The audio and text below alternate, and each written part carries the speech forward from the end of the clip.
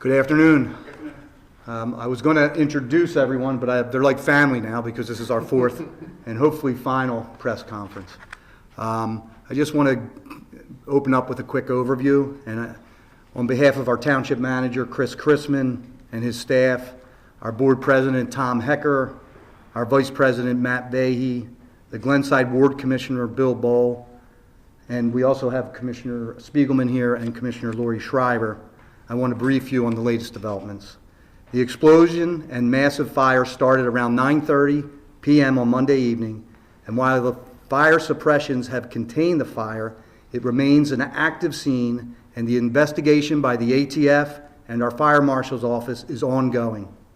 Having ATF is standard in a fire situation like this.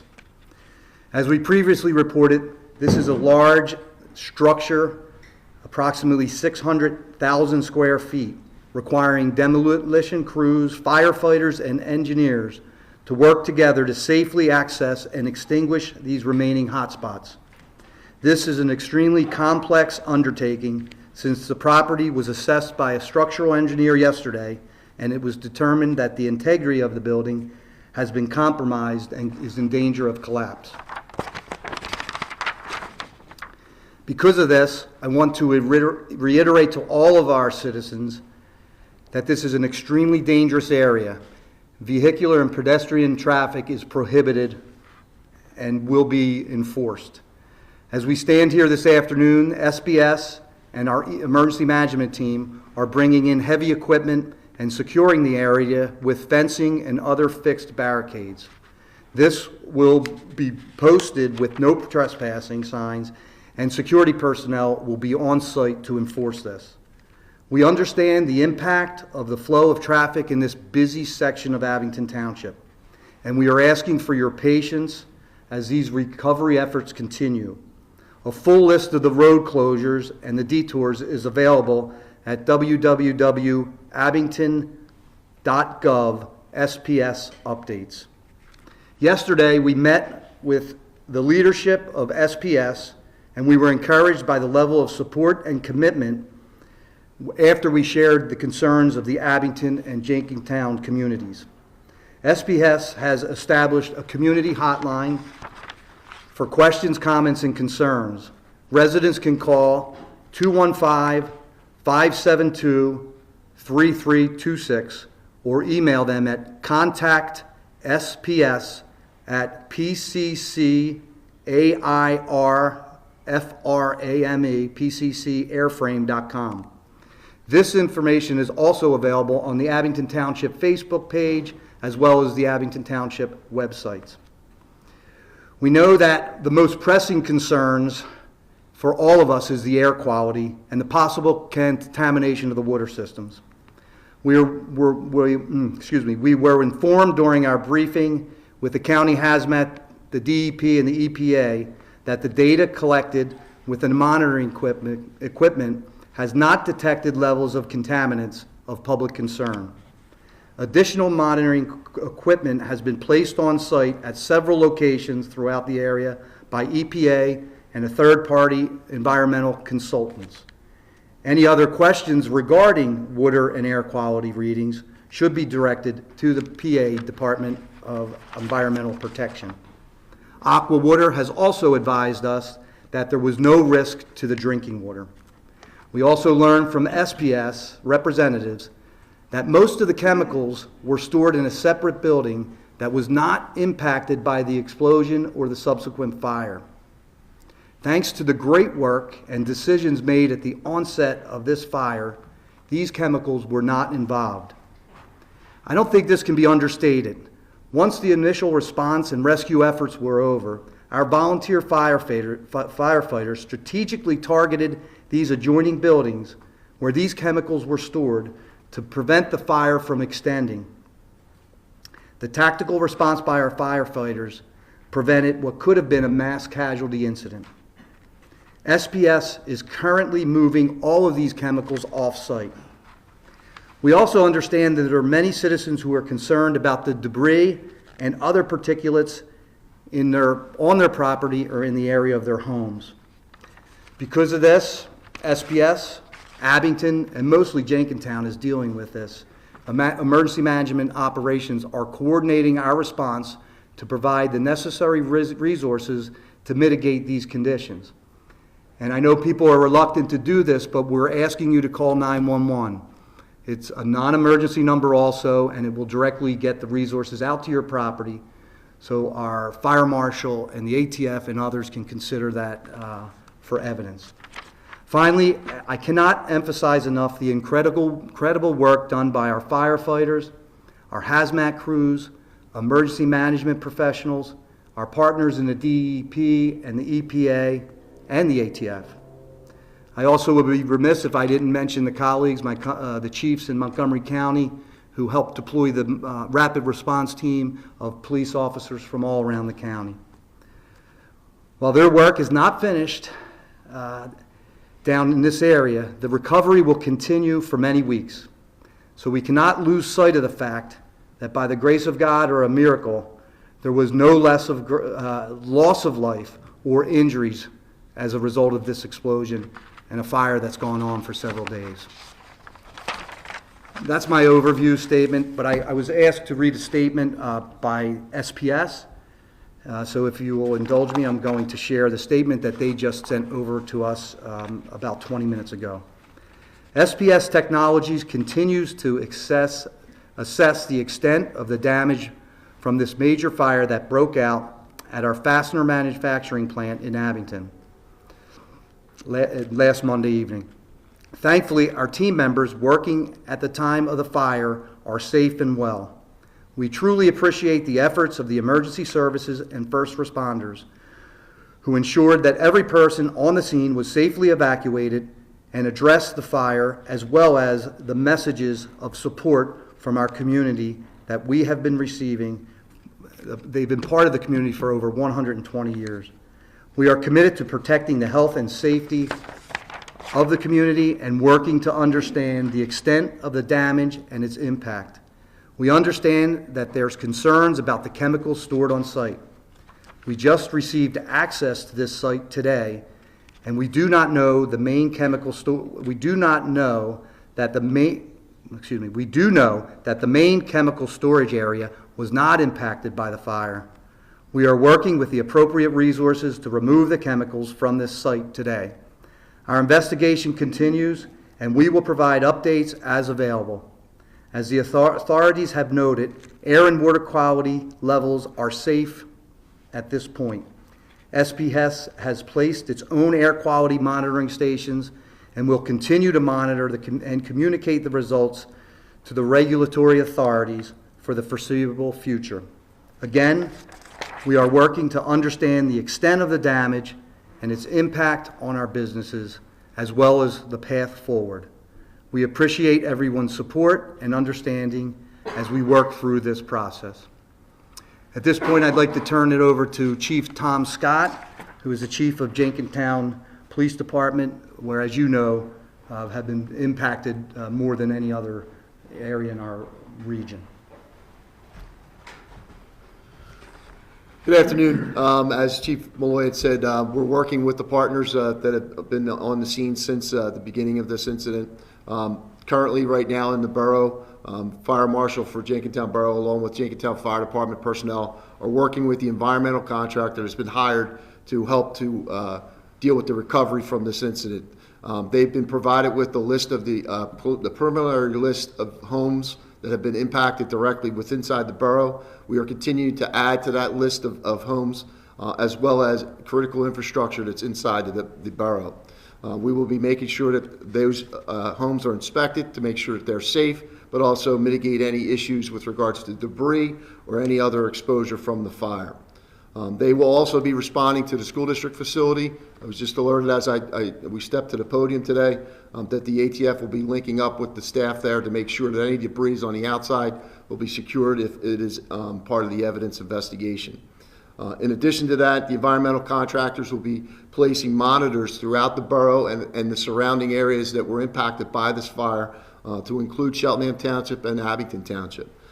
Those monitors will be located, and they are planning on obviously releasing the information from those monitors to the DEP and the EPA so that they are making sure that they're doing the right assessments. The school district has done a complete full cleaning of the building.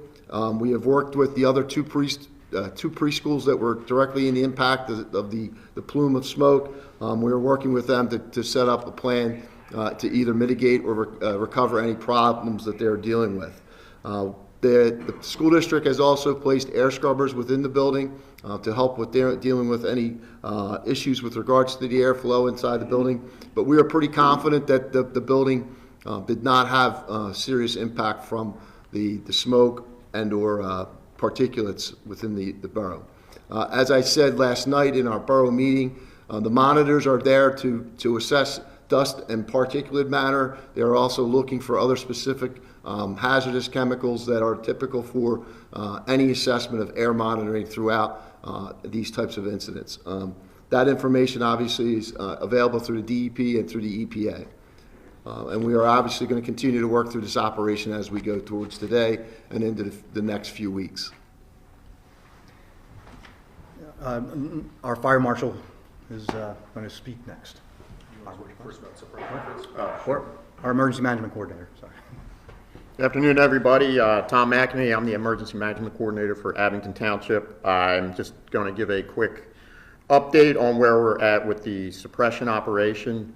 At this point, we do still have some hot spots burning again in the deep-seated parts of the building where we've been unable to reach as of yet. Earlier this morning, the ATFD, along with County Hazmat Resources, EPA, DEP, Police, EMS, as well as SPS and the environmental contractors, met with the demolition contractor that has been brought on site to help the demolition process to allow us to get into that deep-seated fire. As we speak, there are crews that are making entry to do recon to see where the best place to start that process, and based on the information gleaned from that recon, we will be able to determine the best path forward in order to finish extinguishing this fire, and then at that point it will transition from a fire response to SPS's recovery efforts, which will be continued to be monitored by our own agencies, Abington Township Fire Marshal, as well as all of the other outside partners, the regulatory agencies, to ensure that as this process moves forward from the ongoing incident to the recovery effort, that all monitoring is being done and everything is being kept safe while we mitigate this hazard. So at this point, I'll hand it off to Chris Platts, our fire marshal, who is going to give an update on the investigation process.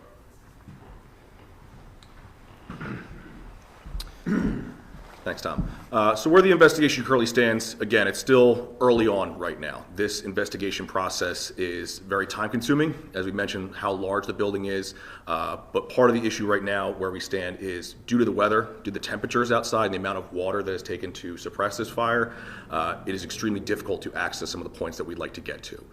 Realistically, this process for the investigation is going to take several weeks. I'm realistic with that, and I want the community to understand that it's going to take a long time to get some of the answers that I'm sure people are expecting.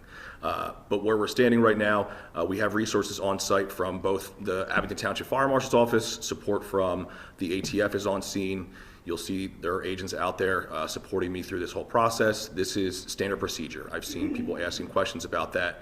Due to the complexity, the size, the uniqueness of this situation, it's standard procedure, and I requested that very early on to get this support.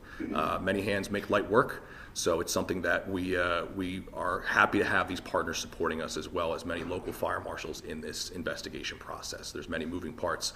When it comes down to the debris that people are seeing in their communities, I'm aware of the concerns that go along with that. Where we're standing right now with that is as Chief Malloy mentioned earlier, please call 911, report it. That is the best way for us to track it, to understand who's impacted by this.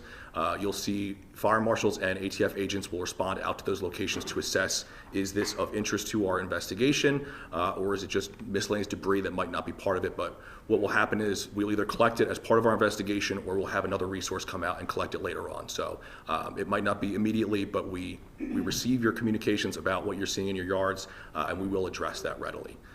That's where the investigation currently stands. As I said, it's going to take quite a long time to get there. We will have resources on scene for an extended period of time. And I just want to thank all my resources that are here helping me in this investigation.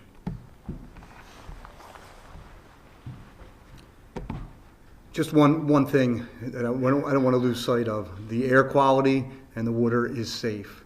One other thing, I didn't thank the community again on behalf of our commissioners up here, our township manager, other staff. I think our team did an amazing job communicating, and there were some trolls out in social media always with conspiracy theories or otherwise criticizing the work that we do. But honestly, I've been around a long time. I've heard from colleagues all over about the number of communication, emails put out, and I couldn't be more proud of the work and what we were able to share. As you know, it's challenging, but we have an obligation to release as much information as possible and to be as responsive to our community.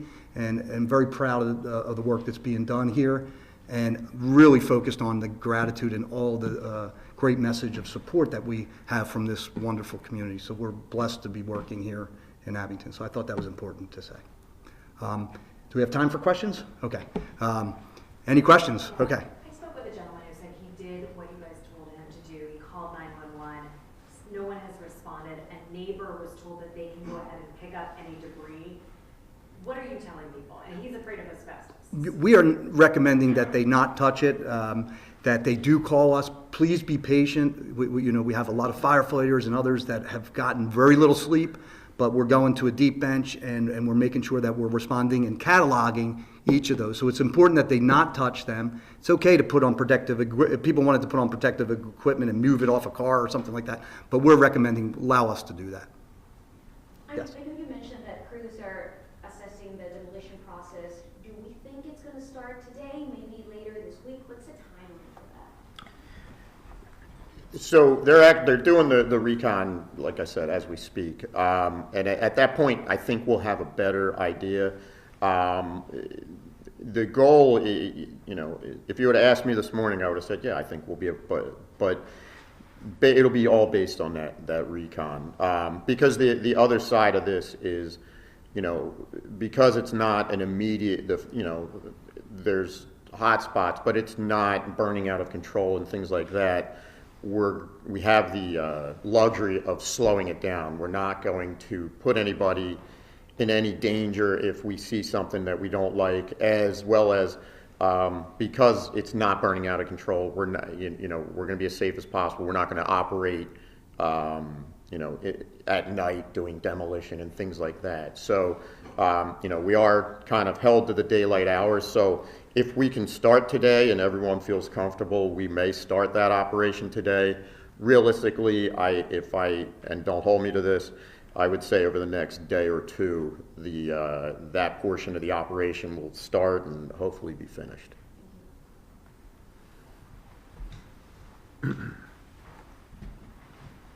See what I mean about how transparent we are? You don't have any questions left. We gave it all to you. All right. Thank you. All right. Take care. Thanks.